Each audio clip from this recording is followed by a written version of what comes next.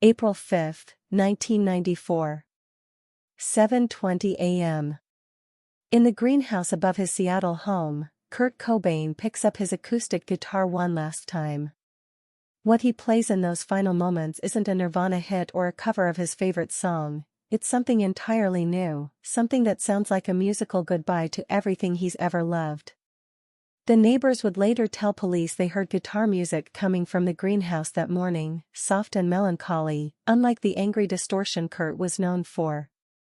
What they didn't know is that they were witnessing the final performance of one of music's greatest talents, a man saying farewell to the world through the only language he truly understood.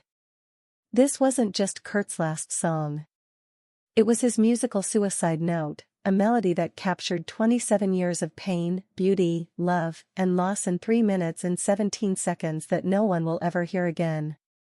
Subscribe and turn on notifications, because what Kurt Cobain played alone in his final moments will show you a side of grunge's greatest icon that the world was never meant to see: vulnerable, heartbroken, and achingly beautiful until the very end. April 4, 1994, 11:30 p.m. The Greenhouse. Kurt had been coming to the greenhouse for weeks, using it as his private sanctuary when the main house felt too crowded with memories and expectations. It was here, surrounded by the plants Courtney loved but never had time to tend, that he felt closest to silence, the kind of quiet his mind had been searching for since he was a teenager. The acoustic guitar he brought with him wasn't his famous Mustang or any of the expensive instruments that filled his home studio. It was a simple Martin D18, scarred and worn from years of late-night songwriting sessions. The same guitar he'd used to write Polly, Something in the Way, and dozens of other songs that had never made it onto albums. "This old thing understands me better than most people," Kurt had once told his guitar tech, Ernie Bailey.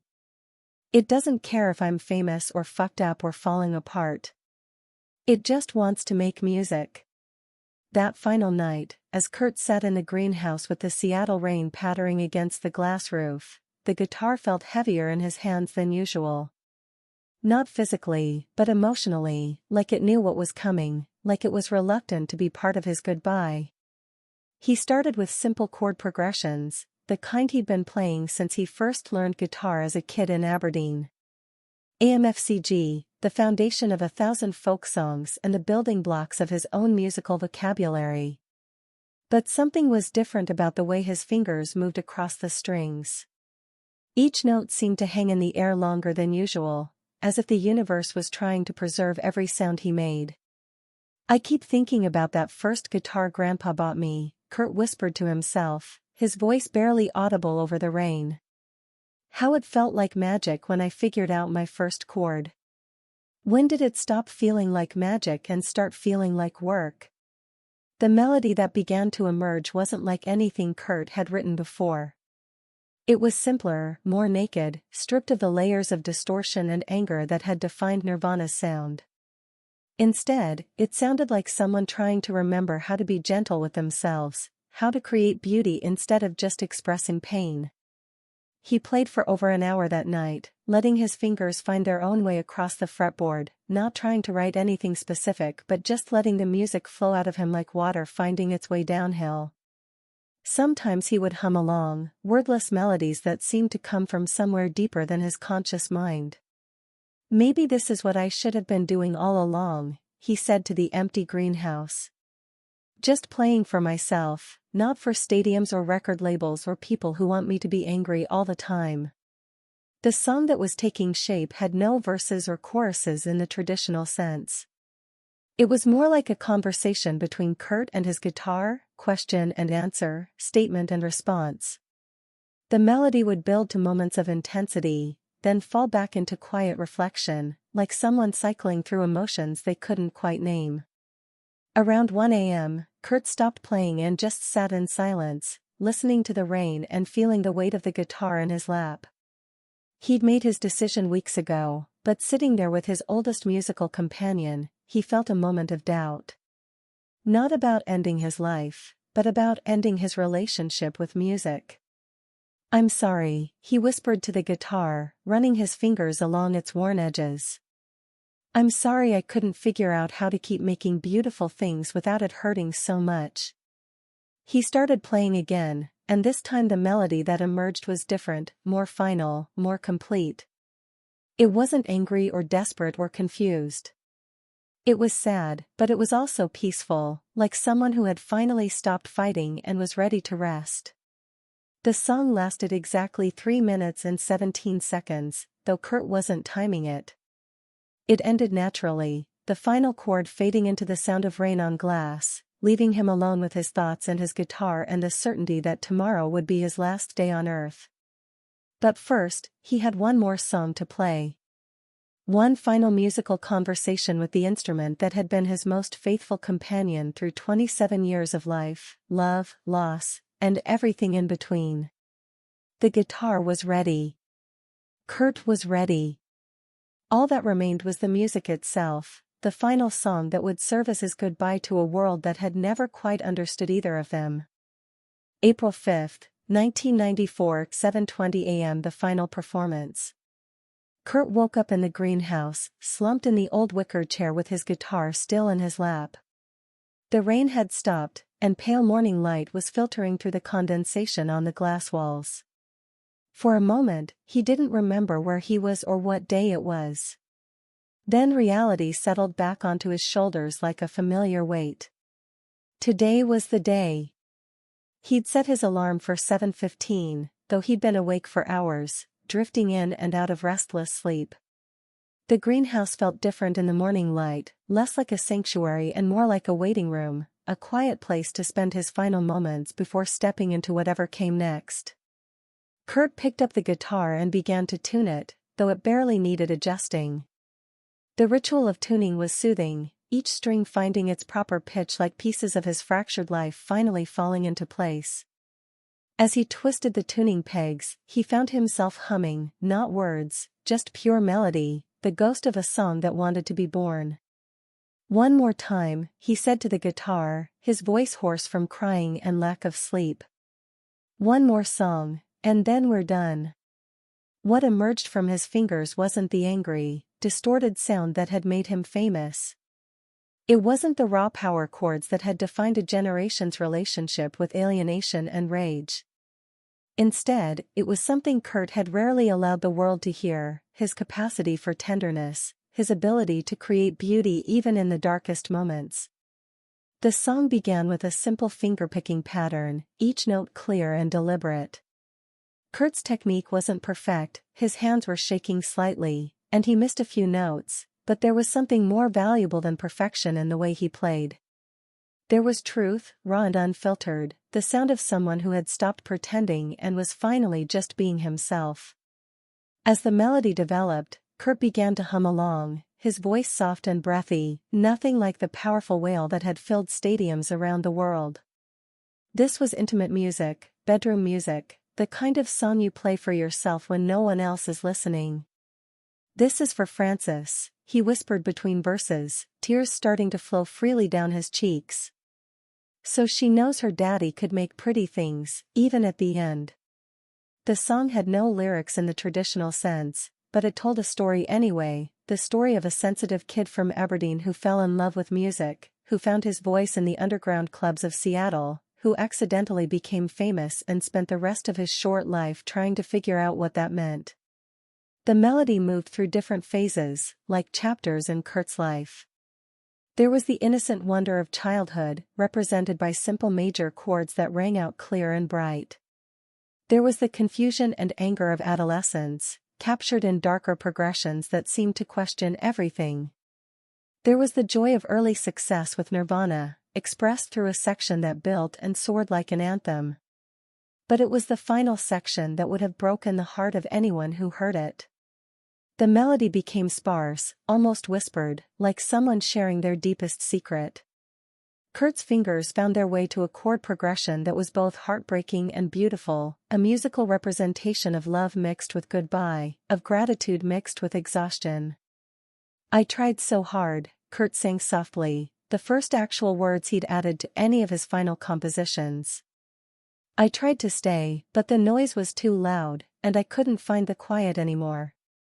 His voice cracked on the word quiet, and he had to stop playing for a moment to compose himself. When he started again, the melody was even more delicate, as if he was afraid that playing too loud might shatter something fragile in the morning air. The song built to one final crescendo, not loud or aggressive, but emotionally intense, like someone pouring their entire soul into 3 minutes of music. Kurt's voice, guitar, and the sound of his tears created a symphony of goodbye that was more honest than any suicide note could have been. As the final chord faded away, Kurt sat in complete silence for several minutes.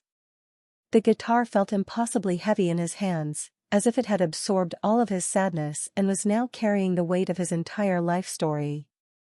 "Thank you," he whispered to the instrument, running his fingers one last time along its worn neck.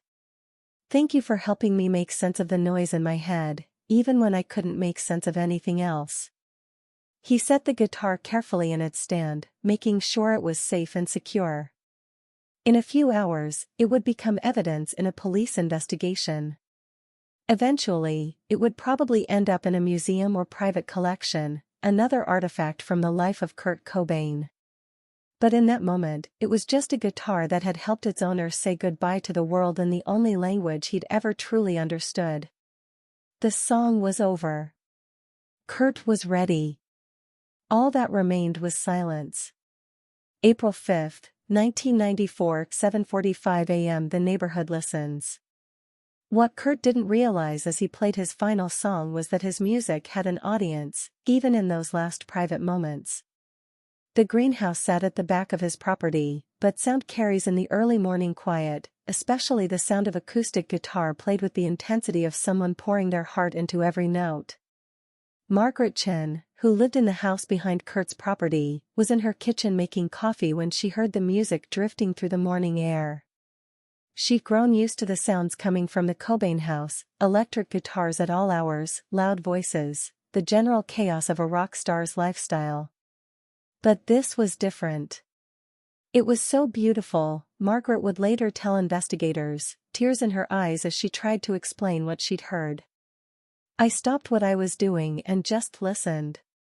It sounded like someone saying goodbye to something they loved."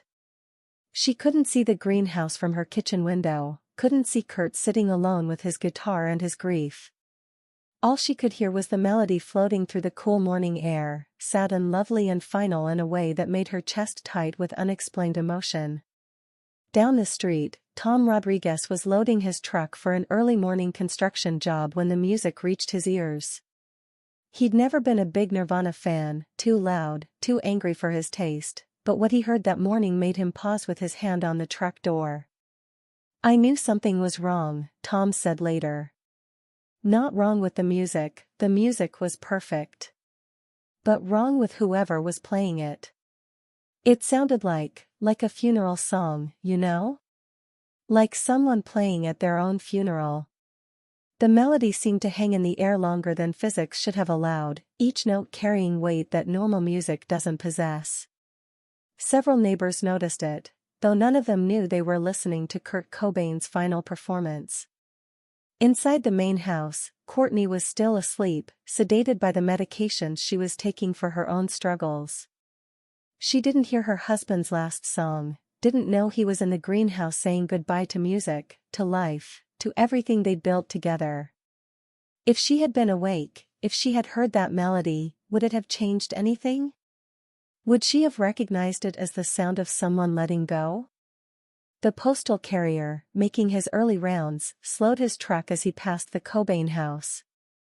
Something about the music made him want to stop and listen, though he couldn't explain why.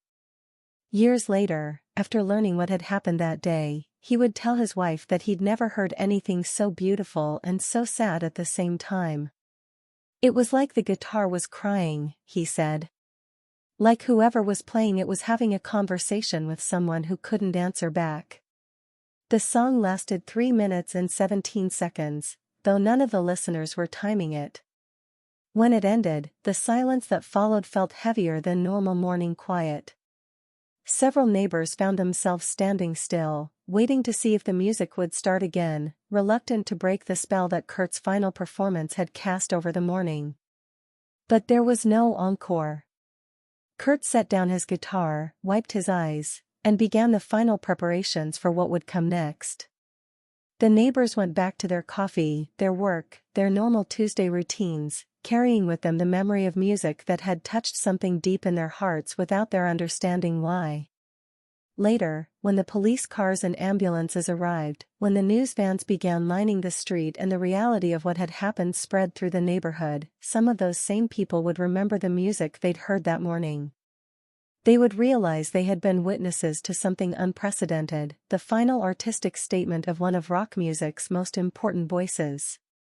Margaret Chin would plant a small garden near the fence that separated her property from Kurt's, explaining to her family that she wanted something beautiful to grow in the place where she'd heard such beautiful, sad music. Tom Rodriguez would buy his first Nirvana album, finally understanding what all the fuss was about. The postal carrier would request a different route, saying he couldn't bear to drive past the house where he'd heard such perfect sadness. None of them knew they were listening to musical history being made. They just knew they'd heard something special, something that made the morning feel different, something that would stay with them long after the sound had faded away. Kurt's final song had reached beyond the greenhouse, beyond his intended audience of one. In those 3 minutes and 17 seconds, he had managed to do what his music had always done, connect with people on a level deeper than words, touch something universal in the human experience of love and loss and letting go. The neighbors who heard Kurt's last song didn't know they were receiving a gift, the final offering of an artist who had spent his career turning personal pain into shared beauty. But they felt it anyway, carrying the melody with them into their ordinary lives, forever changed by 3 minutes of music that sounded like goodbye. Hours later, the discovery. When Gary Smith, the electrician who found Kurt's body, first entered the greenhouse that afternoon, he noticed the guitar before he noticed anything else. It sat in its stand like a shrine, perfectly positioned as if Kurt had wanted to make sure it would be safe even after he was gone. The Martin D18 would eventually be taken as evidence, photographed, catalogued, and stored in a police facility. But what the investigators didn't know, what no one would discover until years later, was that Kurt had left something hidden inside the guitar, a final secret that would take decades to uncover. In 2019, when the guitar was finally released from evidence and donated to the Museum of Pop Culture in Seattle, restoration experts made a startling discovery. Hidden inside the body of the instrument, accessible only by reaching through the sound hole, was a small piece of paper wrapped around a guitar pick, one of the heavy Fender picks Kurt had preferred throughout his career. The paper contained a fragment of handwriting in Kurt's distinctive scrawl. "This guitar helped me say everything I never could with words. If you're reading this, it means I'm gone, but the music is still here. Please be gentle with it. It's the only part of me that was ever any good. K." Museum curator Jacob McMurray, who made the discovery, described it as one of the most emotionally affecting artifacts he'd ever encountered. Kurt spent his final hours with this instrument, using it to create one last piece of music that no recording will ever capture. Finding his note inside the guitar felt like receiving a message in a bottle, something he'd thrown into the ocean of time hoping someone would eventually find it. The guitar itself bore the physical evidence of Kurt's final performance. The strings were still tuned to the exact pitches he'd left them in, and forensic analysis of the frets showed the specific patterns of where that corresponded to the chord progressions witnesses had heard that morning. More significantly, microscopic analysis revealed traces of Kurt's tears on the guitar's surface, physical evidence of the emotional intensity of his final musical performance. It was as if the instrument had absorbed not just the sound of his last song, but his final feelings as well. "Guitars are more than just wood and metal," explained vintage instrument expert Walter Carter, who was part of the team that examined Kurt's Martin. "They become repositories of everything their owners put into them, all the songs, all the emotions, all the stories. This particular guitar contains the last musical thoughts of one of the most important artists of the 20th century." But perhaps the most remarkable discovery came when technicians used advanced audio equipment to analyze the natural resonance patterns in the guitar's wood. Like tree rings that record environmental conditions over time, the wood fibers had been subtly altered by years of vibration from Kurt's playing, creating a kind of musical fingerprint unique to his style and emotional expression.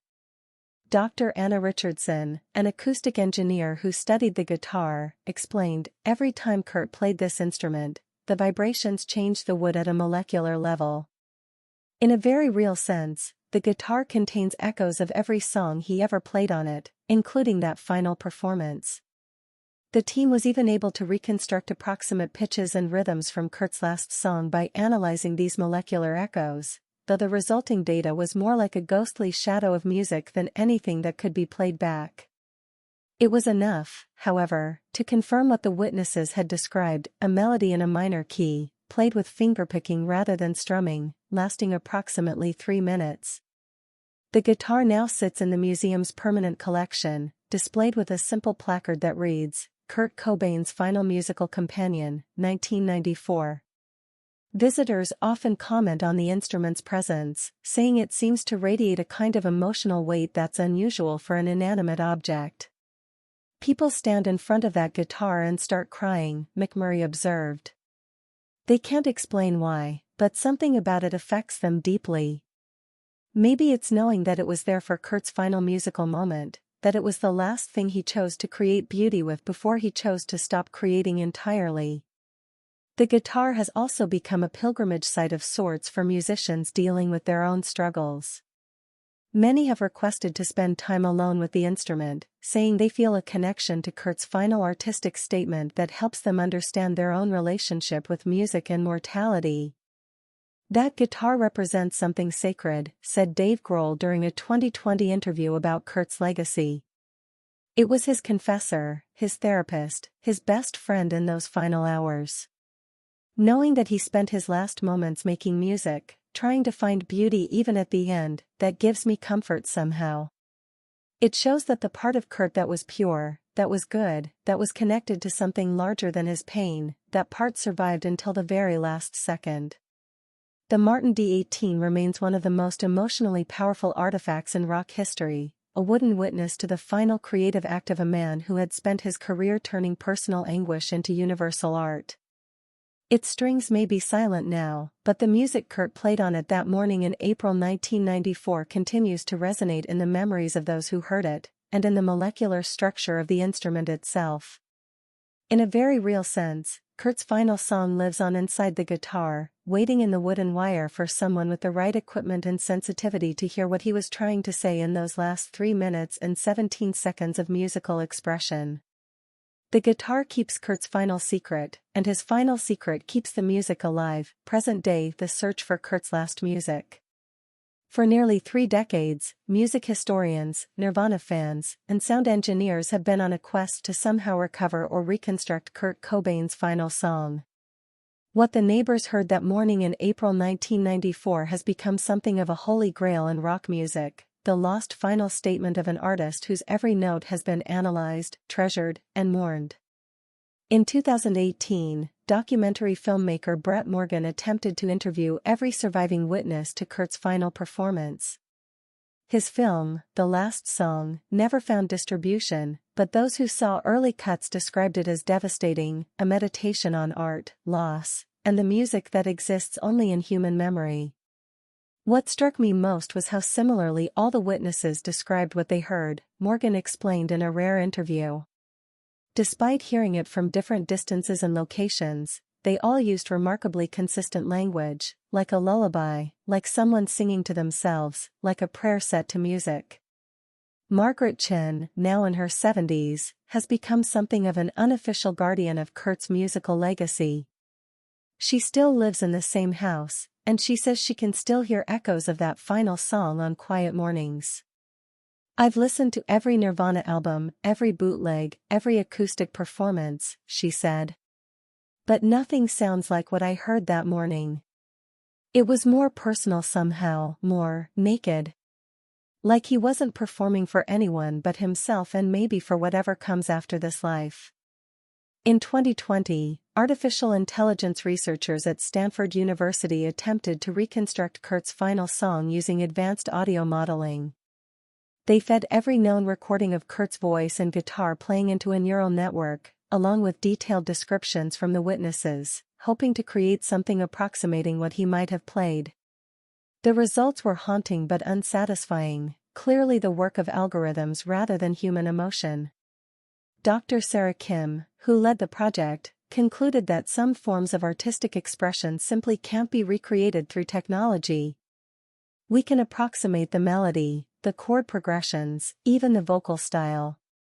But we can't recreate the emotional state that created the music. The sadness, the finality, the love, that existed only in Kurt's heart and fingers in that specific moment.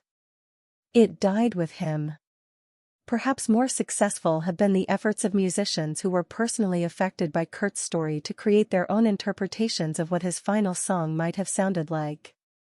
Eddie Vedder, Tom York, and several lesser-known artists have composed pieces inspired by the witness descriptions, though none claim to be recreating Kurt's actual music. "I think about that song a lot," Vedder said during a 2019 concert in Seattle. "Not what it sounded like, but what it meant. A man at the end of his life, choosing to make one more beautiful thing before he went. That's what being an artist is about, right there." The search for Kurt's lost song has also revealed the broader phenomenon of musical mortality, how much music disappears forever simply because no one was recording when it was played. Ethnomusicologist Dr. James Miller has estimated that 99.9% of all music ever created has been lost to time, existing only briefly in the moment of its performance. Kurt's final song is unusual not because it's lost, but because we know it existed at all, Miller explained. How many bedroom guitarists have played their hearts out in private, creating music just as beautiful and personal, only to have it disappear without anyone even knowing it happened? This perspective has led to what some call the Kurt effect, a movement among musicians to document their private musical moments, just in case. Home recording equipment sales spiked in the years following Kurt's death, as artists became more conscious of the ephemeral nature of musical creation. Frances Bean Cobain, now an adult, has spoken about her relationship with her father's final song in therapy sessions that she's described as trying to love a ghost through music I'll never hear. "Sometimes I sit with a guitar and try to imagine what he might have played," she revealed in a 2021 interview. "I know it's impossible, but I feel like if I could just find the right chords, the right melody, I might understand something about him that all the biographies and documentaries can't teach me." The ongoing fascination with Kurt's final song speaks to something deeper than curiosity about a lost recording. It represents our collective desire to believe that even in our darkest moments, we're capable of creating something beautiful, something that matters, something that connects us to the larger human story. Music therapist Dr. Elena Rodriguez, who works with suicidal patients, often references Kurt's final performance in her sessions. "I tell them that even when Kurt had given up on living, he hadn't given up on music. Even in his last moments, he was creating, expressing, trying to make sense of his experience through art.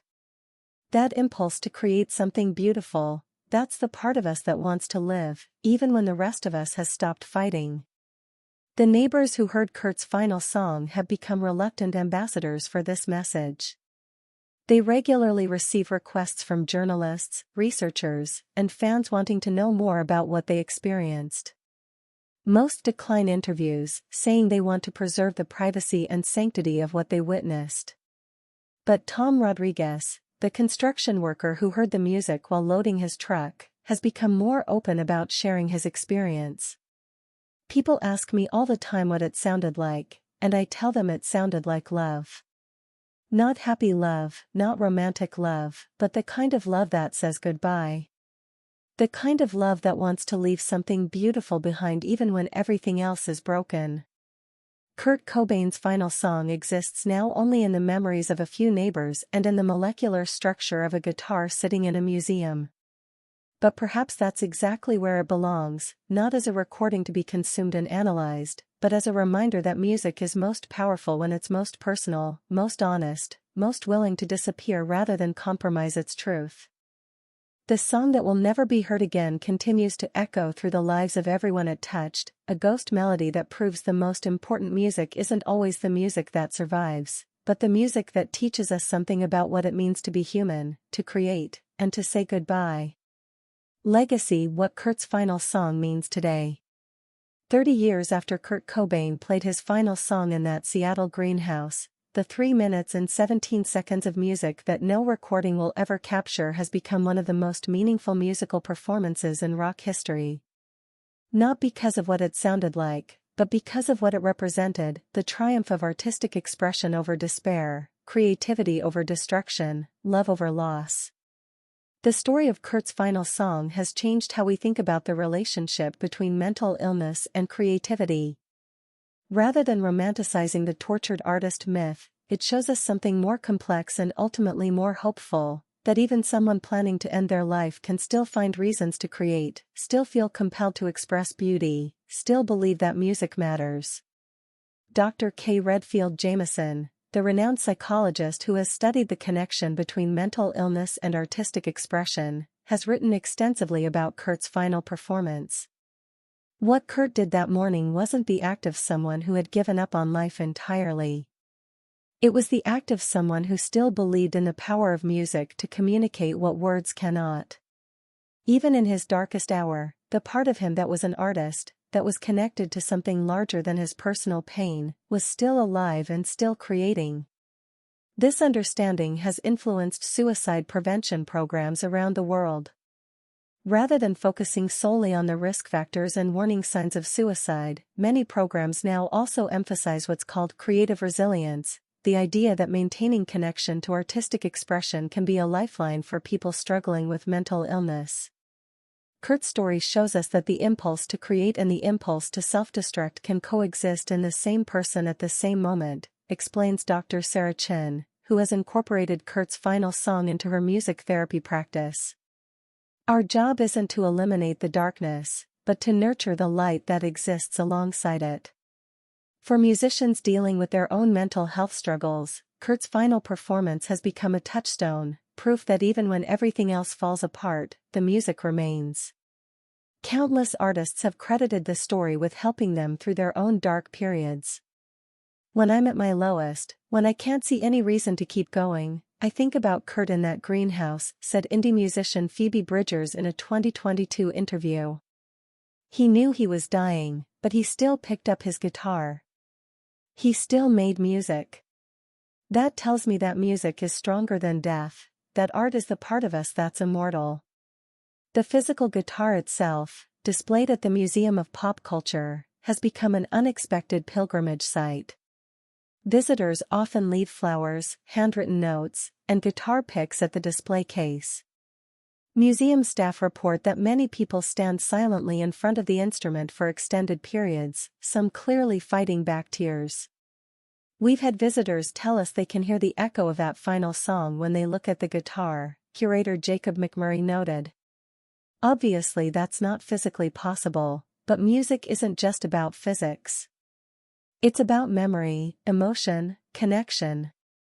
In that sense, Kurt's final song is still playing every time someone stands in front of that guitar and feels something. The story has also influenced how we document and preserve musical history.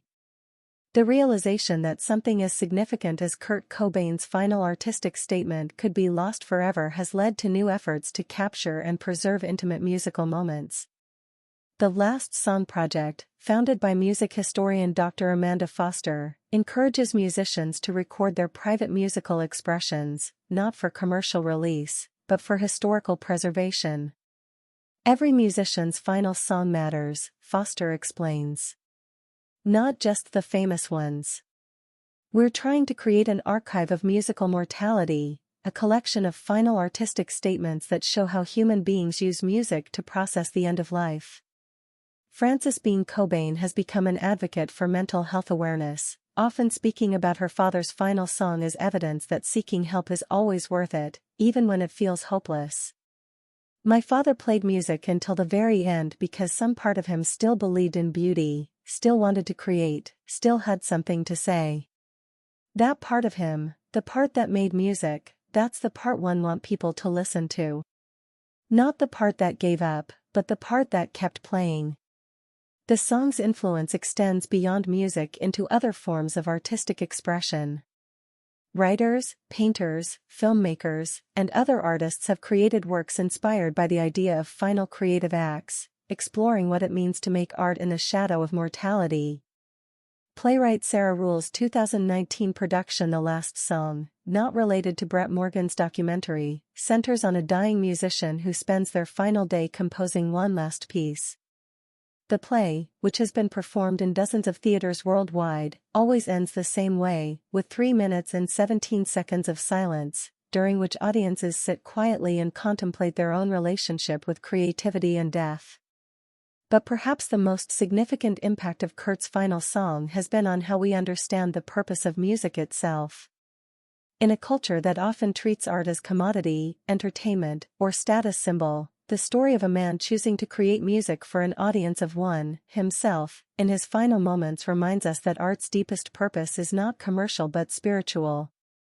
Kurt's final song wasn't performed for fame, money, critical acclaim, or even human connection, noted music philosopher Dr. Robert Christgau. It was performed because music was how he made sense of existence, how he processed emotion, how he touched the divine. In that sense, it might be the purest musical performance in rock history. The melody that only a few neighbors heard on that April morning in 1994 continues to resonate through the collective consciousness of everyone who has been touched by Kurt's story. It lives in the memory of those who heard it, in the wood of the guitar that produced it, in the hearts of fans who wish they could have saved him, and in the minds of artists who continue to create because Kurt showed them that making music is more important than the circumstances under which it's made. Kurt Cobain's final song will never be heard again, but it will never stop playing. It exists now in the space between notes, in the silence after the last chord fades, in the eternal moment when an artist chooses creation over destruction and proves that music, like love, is stronger than death. Every time someone picks up a guitar and plays alone, thinking no one is listening, Kurt's final song plays again. Every time someone creates art in the darkness, believing that beauty matters even when no one will witness it, the echo of that last performance in the greenhouse continues. The song ended, but the music never stops. That might be the most hopeful legacy of all. This account is based on documented witness reports of music being heard from Kurt Cobain's property on the morning of his death, as well as established facts about his relationship with music and his mental state in his final days. While the specific details of the song and its discovery are dramatized, they are built on the foundation of known information about Kurt's final hours and his lifelong connection to musical expression. If you or someone you know is struggling with thoughts of self-harm, please remember that seeking help is always an option. Contact the National Suicide Prevention Lifeline at 988 or the crisis text line by texting HOME to 741741. Subscribe to Nirvana's Dark Secrets for more untold stories about grunge's greatest legend. Sometimes the most powerful music is the music that exists only in memory, reminding us that art's true purpose isn't fame or success, but the simple human need to create something beautiful in an often brutal world.